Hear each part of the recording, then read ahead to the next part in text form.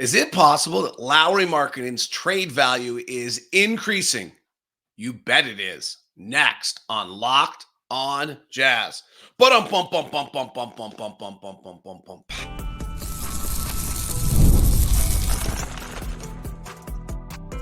You are Locked on Jazz, your daily podcast on the Utah Jazz. Part of the Locked On Podcast Network. Your team every day. How are you? I'm David Locke, radio voice of the Utah Jazz, Jazz NBA insider. This is Locked on Jazz. Is it possible that Lauri Markkanen's trade value with the August 6th deadline for extension looming is increasing? Yes. Multiple teams involved. Who's next if not Lauri? And the value of different teams' picks are increasing. We'll look at all of that as we today evaluate where the latest rumors are, what's going on with Lauri Markkanen, and whether or not the Jazz are signing him to an extension sometime after the 6th or making a move with their best player as this offseason continues to create great conversation about all of that. On today's Plus, we'll have Chris Mullen had a great quote about 2024 Dream Team versus 1992 Dream Team, and then that'll get into a conversation. Joel Embiid keeps getting too close to microphones. So we'll discuss all of that on today's show. As I mentioned, I am David Locke, radio voice of Utah Jazz, Jazz NBA insider. This is Locked on Jazz, your daily podcast on the Utah Jazz, giving you insight, expertise, geeky numbers, and hopefully making it way better to be a Jazz fan each and every day. Thank you so much for making Locked on Jazz your first listen of the day. We are free and available on all podcasting apps. We're also available on YouTube. My voice is terrible these days. And we are free. So please subscribe, follow. There's an interesting data point out there, by the way, on the percentage of people that watch on YouTube that aren't subscribers. Please subscribe. See if we can get that number back into higher numbers. It's a fairly high number right now. So if you are a first timer and you're jumping in and you're listening and it's on, you have not subscribed in the past, that'd be great. The number right now is at 57% are non-subscribers. So let's see if we can get that number to 50%. Thank you. All right, today's show is brought to you in part by Game Time. Download the Game Time app, create an account, and use the code LOCKEDONNBA for $20 off your first purchase. Terms apply. Lauri Markkanen's trade value in people's minds is through the roof. As I told you in Summer League, I had a general manager type person in the NBA say to me, wow, the Jazz have Wilt Chamberlain-esque, you know what, for turning down some of the deals that they've turned down so far. But I would argue that his trade value is increasing by the day. That doesn't mean the Jazz are going to trade him. Absolutely not. But his trade value is increasing. The idea that the Golden State Warriors are sitting here saying, yeah, we're interested. We'll give you picks and swaps, but no Jonathan Kuminga and no Brandon Podziemski. Well, here's the latest rumors. Zach Lowe reports that the Warriors and the Jazz are still discussing and that the Warriors are still in contention for Lauri Markkanen. Clutch Points brought up the Thunder. Clutch Points also brought up the Spurs. And I would say I think the Rockets are involved. And the reason I say that about the Rockets is while the Rockets' plan right now is to sit back for another year and get their young players develop, and see who's real and who's not, of the Jalen Green, of the Thompson, of the Jabari Smiths, Alfred Şengün's on the other end, and then to keep their powder dry to be able to make a run at Donovan or someone like that. That's great, but if Lauri's available now, they may get involved. So I think first thing is Danny Ainge is creating an environment with a multitude of suitors. And that's how you increase the market. That I think now you have the Warriors, and now there's a little bit of a different thing going on with these suitors. The urgency level on them is all a little different. So I think that matters. In my mind, the Warriors' urgency is huge. We talked about this week with FanDuel Sportsbook, and you look at the Warriors and they're at 43.5, and they're tied with the Lakers for 43.5 for 9th and 10th in the West and 11th with the Rockets, because I forgot the Suns yesterday at 46.5. For those who missed it yesterday, and I totally understand with all that's going on in the world, you might not be grabbing every single show. Yesterday, we did an interesting show in kind of where the FanDuel Sportsbook is. It has the Thunder at 56.5, which we'll get to in a second. It has the Wolves at 52.5. It then has the Nuggets third and the Mavericks fourth at over 40. Fifth, it has the Memphis Grizzlies at 57.5. The Phoenix Suns come in at 46.5. Then the Pelicans at 45.5 and eighth.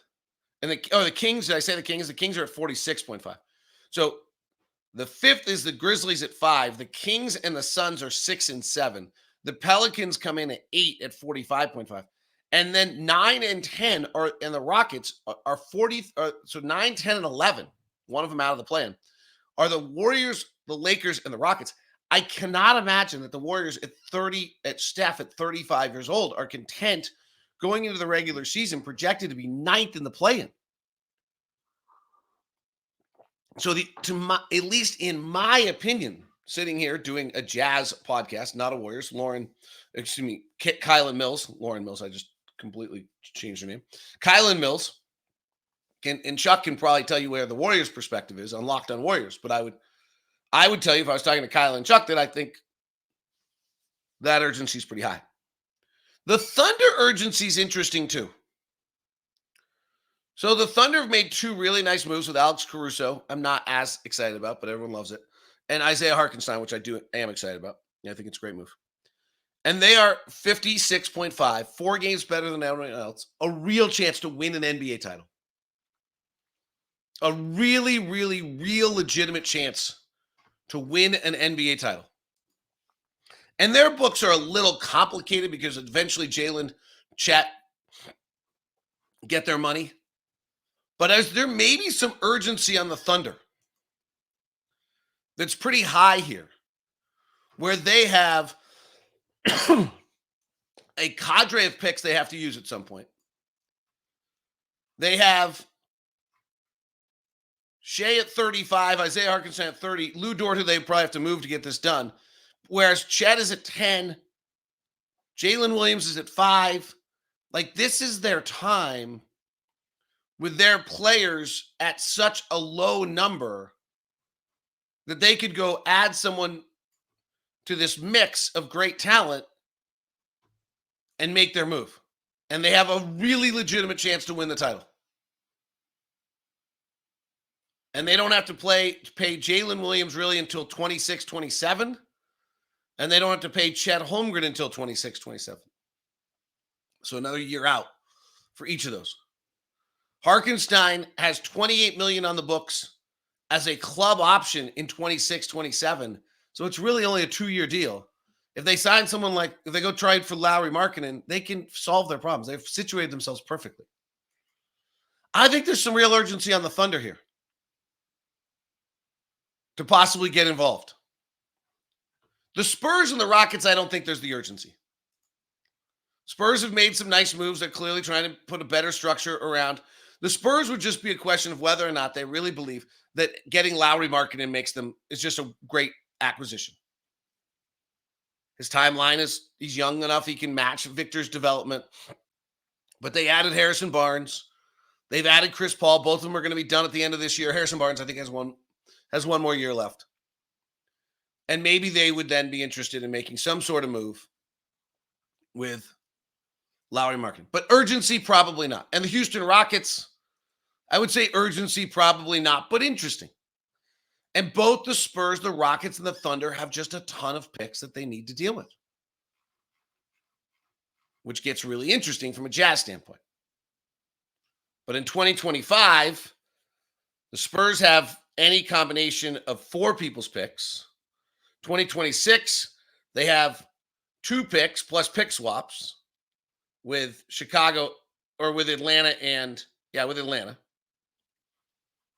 2027, They have 3 picks. 2028, they have a pick swap. So they've got a bunch of picks.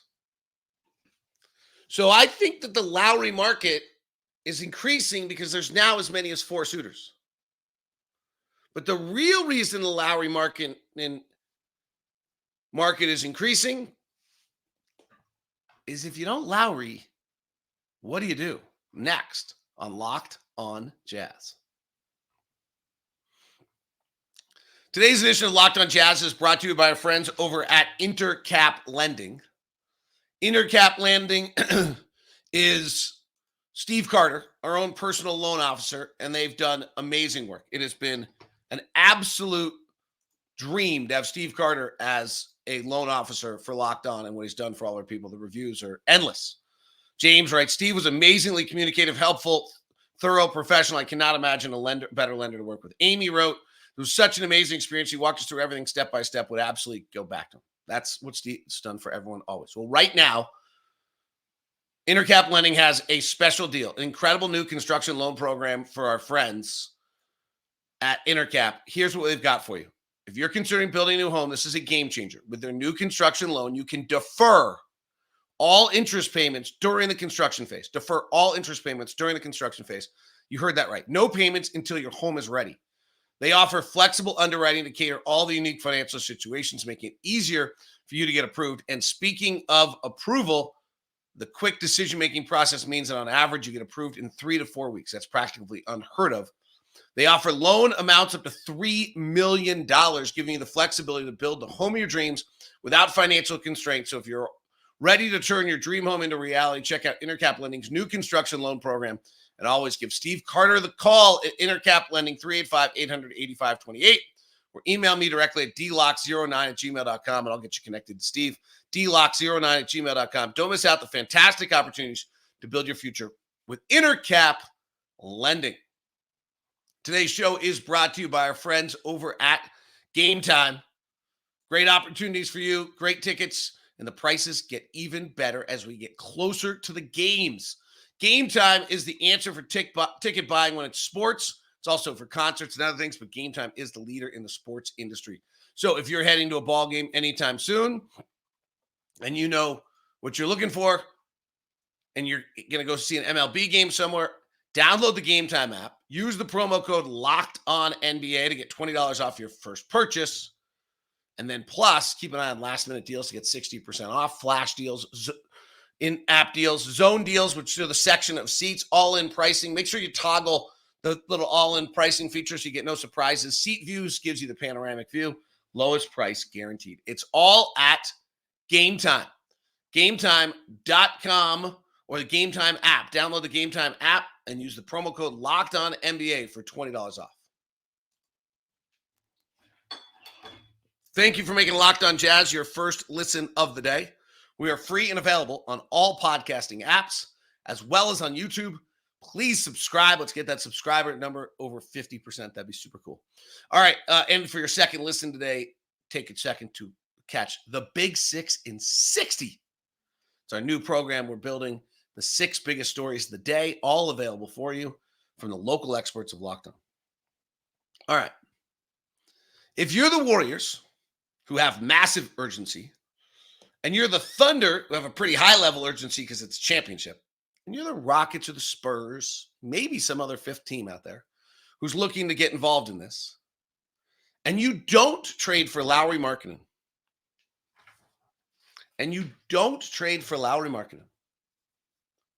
what's your next option? Kyle Kuzma? Is Kyle Kuzma going to be the difference between you winning and losing a championship? Because Lauri might be if you're the Thunder. If you're the Warriors, is Kyle Kuzma going to push you to 50 wins? Because Lauri might if you're the Warriors. Cam Johnson, Brooklyn Nets.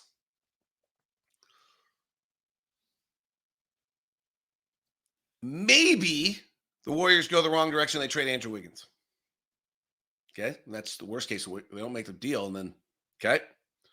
Milwaukee struggles, maybe Chris Middleton. But if Milwaukee's struggling, it's probably because Chris Middleton's struggling. He's got experience, 30 plus years old. Jeremy Grant Interesting. Portland, Jeremy Grant, probably going to get moved. Probably Kyle Kuzma, probably the next best player. But he's not Lauri Markkanen. Lauri Markkanen is really good. Like, the difference between Lauri Markkanen and Jeremy Grant is a lot. 1, size. 2, positional versatility. 3, shooting. Jeremy Grant shot 40% last year, to his credit, and he's really become quite a good offensive player. And he's done it actually 2 years in a row in Portland, so give him credit. But he's a 36% three-point shooter. Grant's pretty good. 6'7" versus 7'1" is probably the biggest difference. But Jeremy Grant's really, to his credit, when he left Denver and after the year there in 1920 and said, well, I want to go be the man, he's averaged 20 points a game since. Pretty awesome. So he's really good. So Jeremy Grant's probably the second best. So if you don't trade for Lauri Markkanen, Jeremy Grant's your next choice. I would argue that Lauri Markkanen has a bigger impact.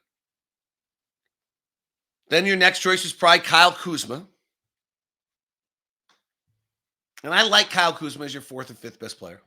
If the Warriors go wrong, maybe Andrew Wiggins. If the Bucks go wrong, maybe Chris Middleton. Cam Johnson is probably out there.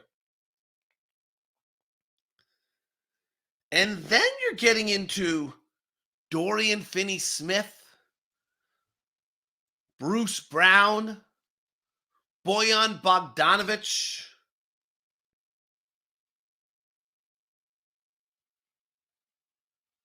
Robert Williams III, DeAndre Ayton. Like, if you don't pull the trigger, if you're the Warriors or the Thunder, and you have and you buy my theory that they have a little urgency, and you don't put the last chip in to see if Danny Ainge or Justin Zanik's actually willing to make this move, which is not clear, you probably have pretty good regret when you're the Warriors and you get to January and you're 15 and 18. When you're the Thunder and you're great, but you realize you're one piece short, and Lowry signed his extension 2 days after and is not available on the trade deadline this year. And then you get Cam Johnson? No. He's not going to do it for the Thunder, at least. Like, Cam Johnson probably might not break their rotation. You get Dorian Finney-Smith through the Warriors? You get Kyle Kuzma, you get Jeremy Grant. To me, that's a huge part of the story here, is the fact that if you're sitting in the front office here on August 3rd, and there's the discussion of whether or not you make a move for Lauri Markkanen, and somebody says, what's next? If we don't do this, if Joe Lacob walks in and says, Vegas has us at 43.5. To Mike Dunleavy Jr. as general manager of the Warriors. Joe Lacob's the owner or the governor. And he says, we're at 43.5. What are we doing to get better? Well, Danny Ainge is crazy. He wants so many picks. There's no chance we're doing this. It's outlandish. What else are we doing? And when there's not a good answer to that, Lauri Markkanen's trade value increases. What also gets interesting here is I would argue that the Spurs, the Rockets, and the Thunder, if in fact these are teams that are interested, we don't know. It's all rumors. It's Clutch Sports and Clutch Points and Zach Lowe and other people mentioning things. If in fact they're involved, don't they have better things to offer than what the Warriors do, which forces the Warriors into even more of a move? We'll discuss as we continue on Locked on Jazz.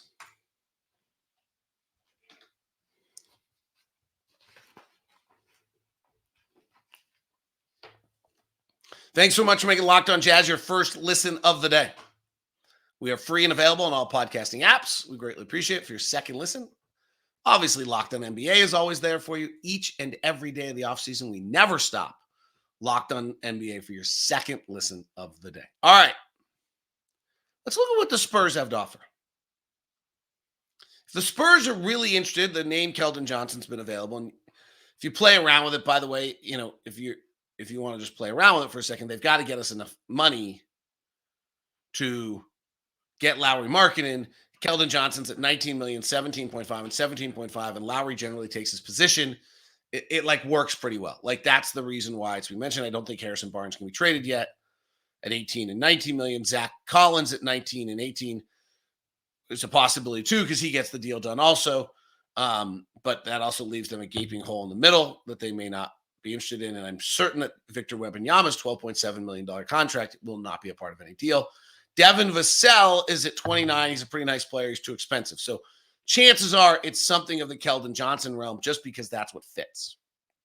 Okay. But the picks are what we're talking about. Well, here's where the Spurs are interesting. Their 2025 Atlanta Hawks pick.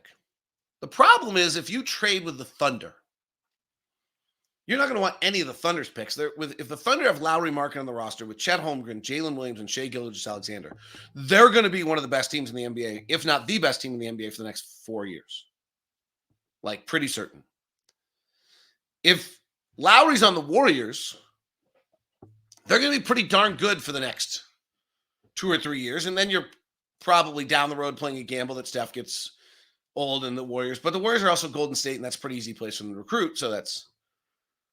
The Spurs are hard to trade with because they have Victor Wembanyama, and they're going to be really good. And the Rockets feel like they're going to be okay, but maybe you'll take some Rocket picks and play that short them. But what's interesting about the Spurs and the Thunder and the Rockets is the cadre of picks they have from other people. So the Spurs have Atlanta's 2025 pick. It's a little interesting. The Spurs have Atlanta's 2027 pick, which is really interesting. The Spurs have a Chicago protected pick in 2026 that's 1 through 8, 9 protected. I'd probably be a little scared to touch that. And they have a Toronto Raptors pick 2027 that's 1 through 7 protected. Again, I'd be a little scared to touch that because I think that both Chicago and Toronto could be inside that in 2026 without much difficulty. Okay? They have a Boston pick I don't want any part of because they're going to be good. And they have pick swaps with Dallas and Minnesota in 2030. And they have a Dallas pick. They have a Maverick pick in 2030 that you might want to play around with. But if the Spurs start to put together a collection of things and they offer you the 2025 Atlanta pick, their own 2026 pick, which they only get unless it goes to Chicago. No, they have Chicago. They have their own pick on a pick swap with Atlanta.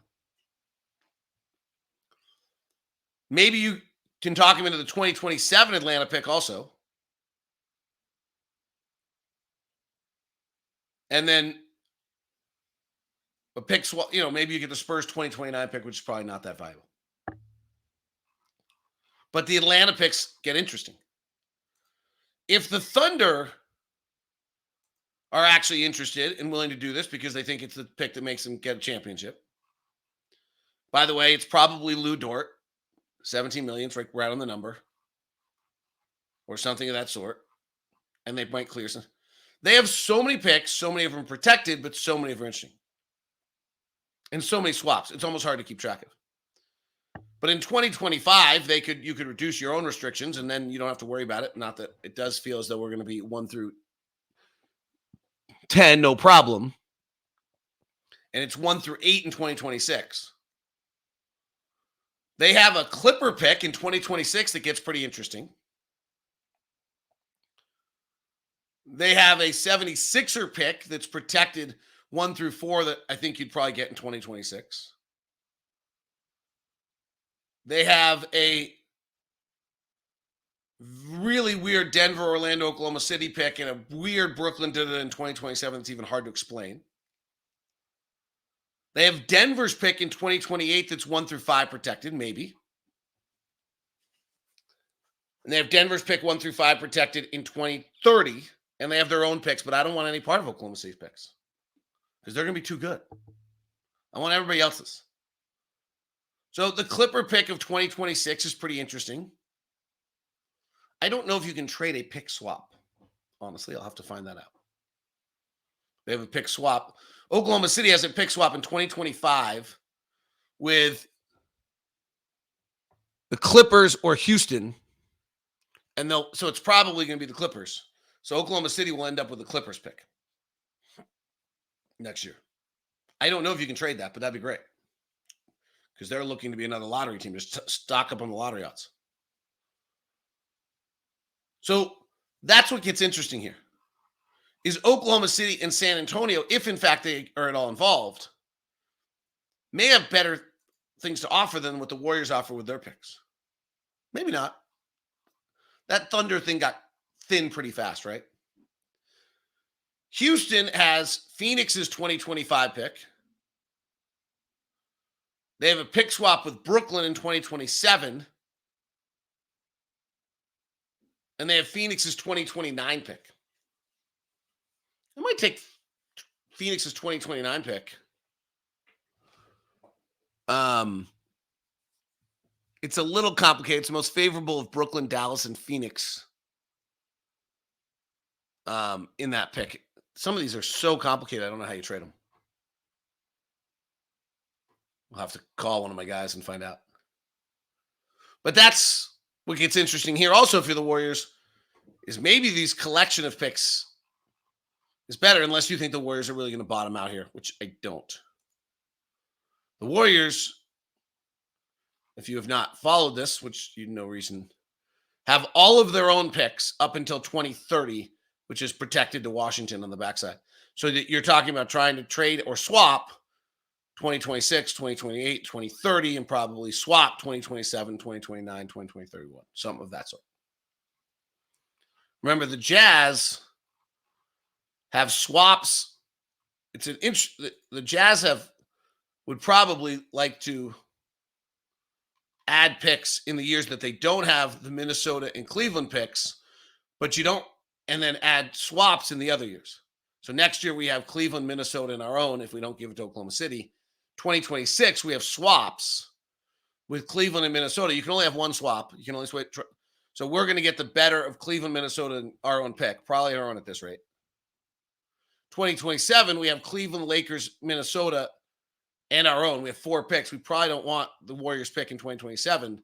So we'd probably want the Warriors pick in 2026, the Warriors pick in 2028, and the Warriors pick in 2030.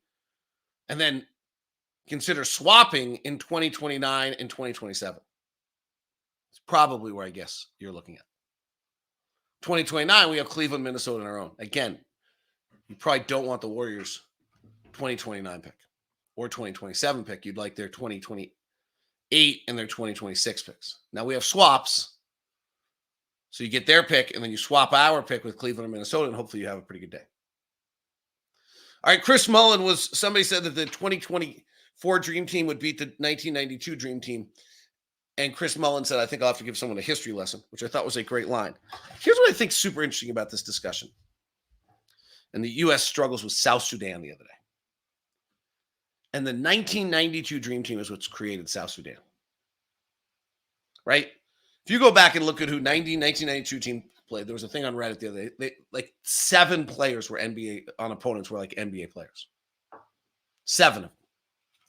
But the 92 Dream Team created an international, global, amazing game that now the 2024 team actually has to try to compete against.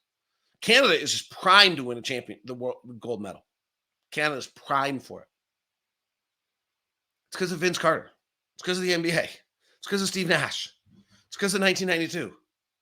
And so it's interesting when you compare the 2024 Dream Team to the 92 Dream Team. I don't know who's better. I mean, both of them superstars were aging, right? Like, we look at the collection of talent. Stockton was a shadow. Larry Bird was a shadow. Magic was a shadow. Like, those guys were really, they weren't at the prime of their game at all. It's the greatest collection of talent of all time, but they weren't great. LeBron's not at the top of his game right now either. Kevin Durant's not at the top of his game. So it's an interesting thing that, and Steph's probably not at the top of his game. If they're all at their prime at the same time, it's an incredible discussion. But what is truly interesting to me on this is that the 92 Dream Team created an environment worldwide where the 2024 team really has their hands full. And then we can criticize, why aren't you as good? And the answer is, well, we are as good. The world's gotten better, which is pretty awesome. That is today's edition of Locked on Jazz. I have a flight tomorrow. I'm going to try to get out and do it. Leaf's going to fill in again coming up here a little bit. He's so great and does such great work. He's got a bunch of shows coming up here. I think I might have given him tomorrow because I have a flight. Let me check that just to be sure for all of you. I gave Leaf Thursday and Friday this week. So you get Leaf tomorrow and Friday, and then I'll be back with you until the August, and then Leaf's going to get much of August. So have a great one. This is Locked on Jazz. Now on the national YouTube, we send you the first ever national streaming 24/7 channel. See a bunch of other people doing this now. Going to Locked on Sports Today on audio. Check out the Big 6 and 60.